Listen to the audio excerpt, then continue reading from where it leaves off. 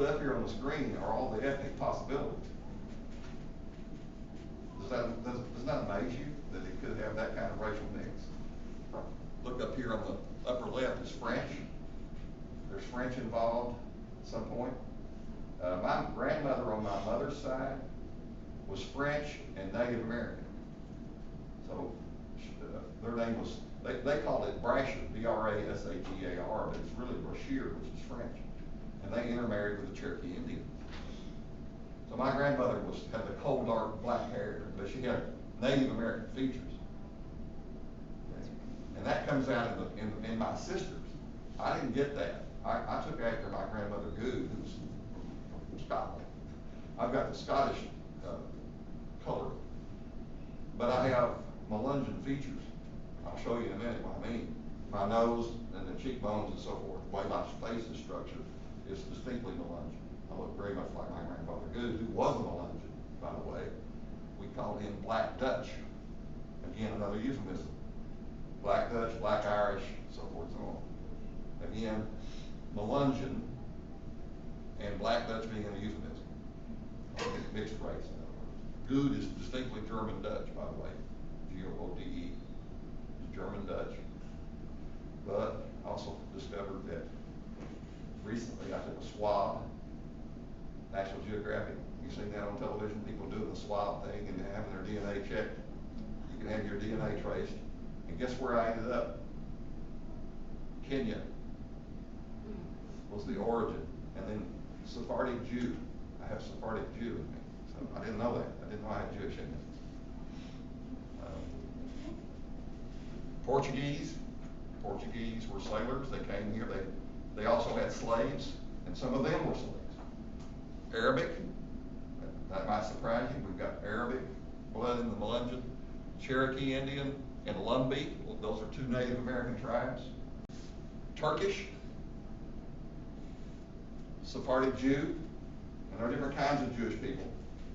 And when I got swabbed, the people at National Geographic called me. They don't ever call me, but they called me and said, "You have extremely rare DNA. You are a member of the lost tribe of Israel, one of the lost tribes of Israel.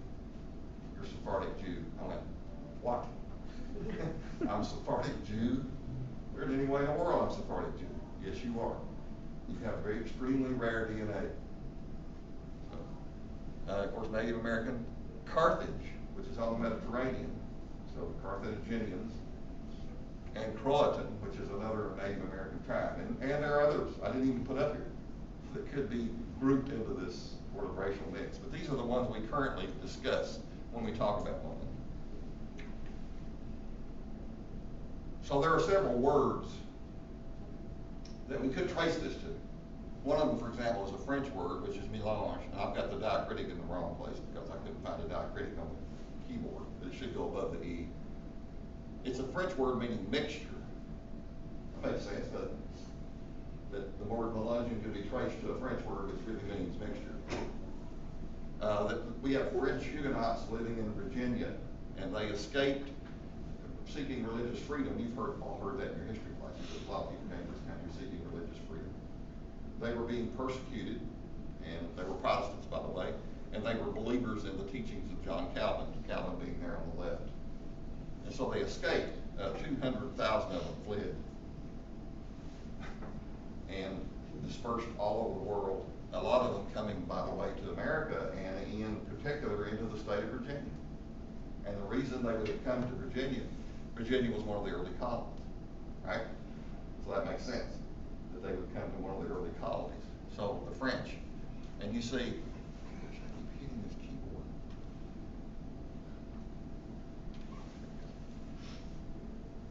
See the lady on the right?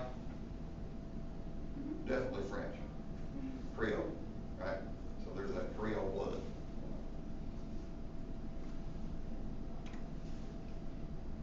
Here's another theory, that this Creole theory, the whole idea of the French living in Nova Scotia and being transported to Louisiana, and then that becomes mixed blood, and then that mixed blood begins to migrate and come into Kentucky and so forth.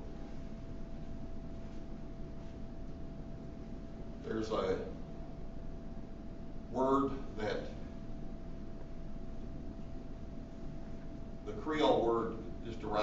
Portuguese word, by the way, coined in the 15th century. And so that, and here again are 4 Melungeons. But look at the difference in their features.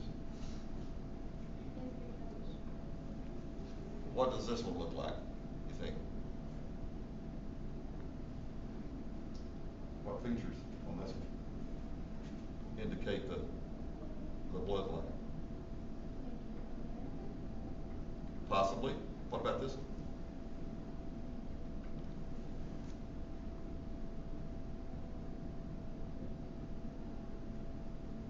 Creole? What about this?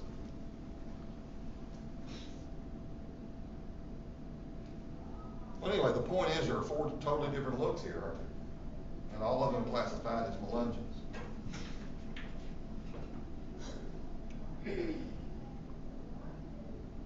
The word Melungo, an Afro-Portuguese name, meaning shipmate. That makes sense. They would come over here by ship, right? The word that means shipmate, that gets translated into Melungeon.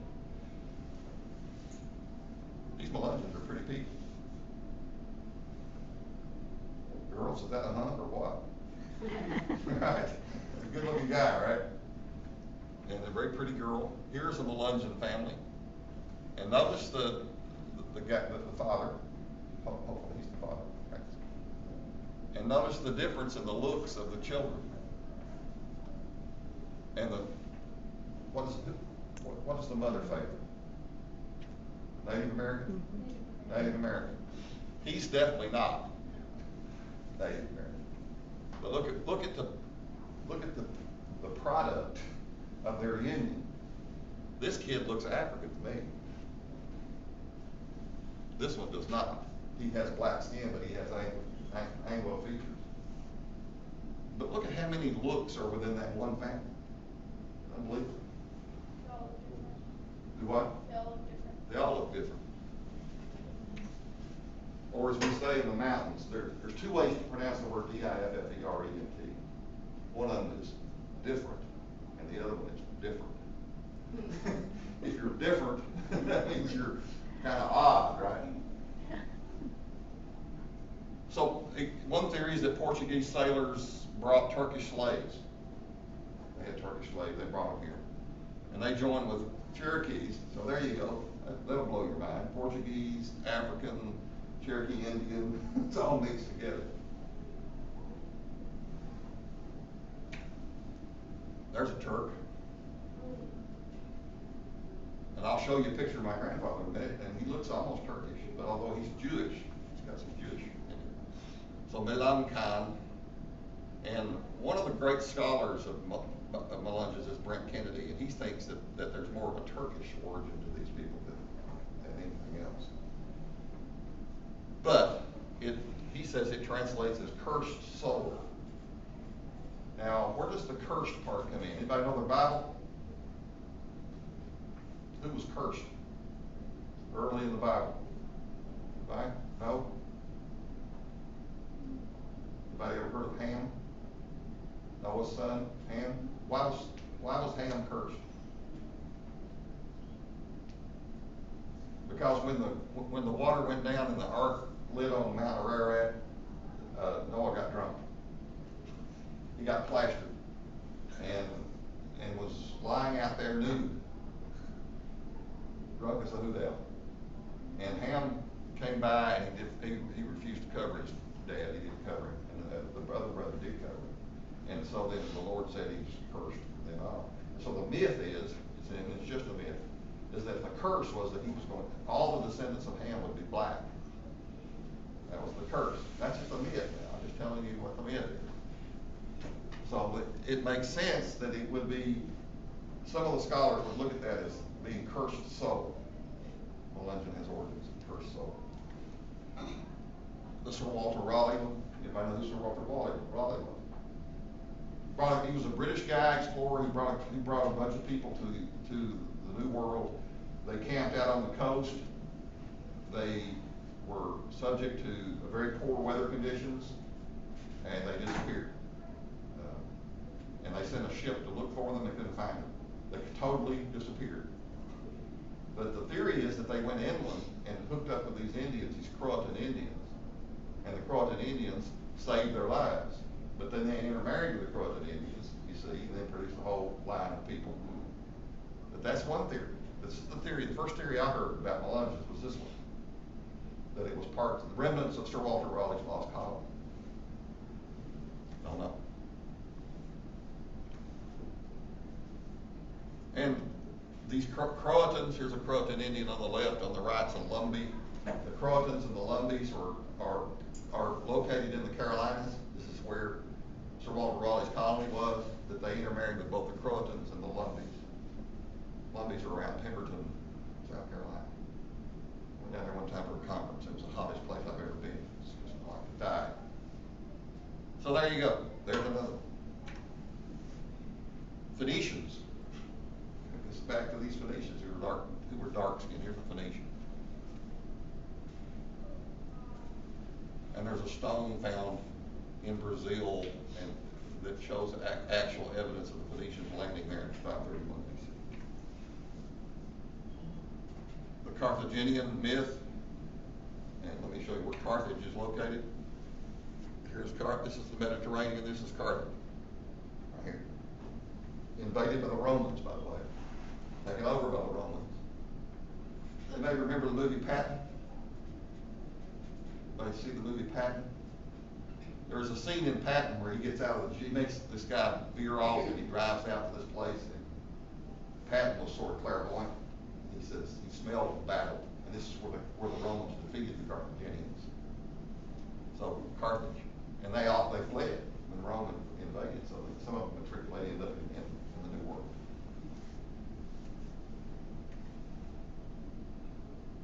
And the lost tribe of Judah, and this would be where my origin is. Inscription on a stone, the old Fort Loudon, Tennessee, was found in 1885, and it said, the translation reads, for the land of Judah. And so then that led people to believe that the Melungeons were descendants of the lost tribe of Israel. And it also has some Cherokee alphabet mixed in with it, so that tells you that if they were Sephardic Jews and they mixed with Cherokees, if that's the case, I've got a Cherokee on both sides of my family. My grandmother married a Cherokee, and on the other side too. This is my grandmother and grandfather on their wedding day. On the left, she was very tall and red-haired with blue eyes. And her name was Idaho Missouri Patterson. Isn't that a beautiful name? Idaho Missouri Patterson. Back then they named all the girls after states. So she had a sister named Nevada and one named Arizona. But my grandmother was Idaho, Missouri. This is Larkin Andrew. Larkin. It's an old family name. Matter of fact, I named my son after him. Now look at him, his features. Dark skin, dark hair, cobalt blue eyes, and if you will admit, strikingly handsome guy. Very handsome. But his features are not African. But he's the one who was Sephardic Jew. He had Sephardic Jew in the background. Now I have a lot of his features. I don't have a cleft chin, but I have a lot of his features, but I don't have his color. I've got her color. She was very light skinned. Here's some famous people who are considered to be Melungeons. Elvis Presley. No wonder he was good looking, right? Abraham Lincoln, who wasn't so good looking. David Gardner, who was beautiful. And Thurgood Marshall, who's on the Supreme Court, is thought to be Melungeon. But look at all the distinctly different looks, though. Look at how different Elvis looks than Abraham Lincoln, for example. Thurgood Marshall. Now Thurgood has more African features, right?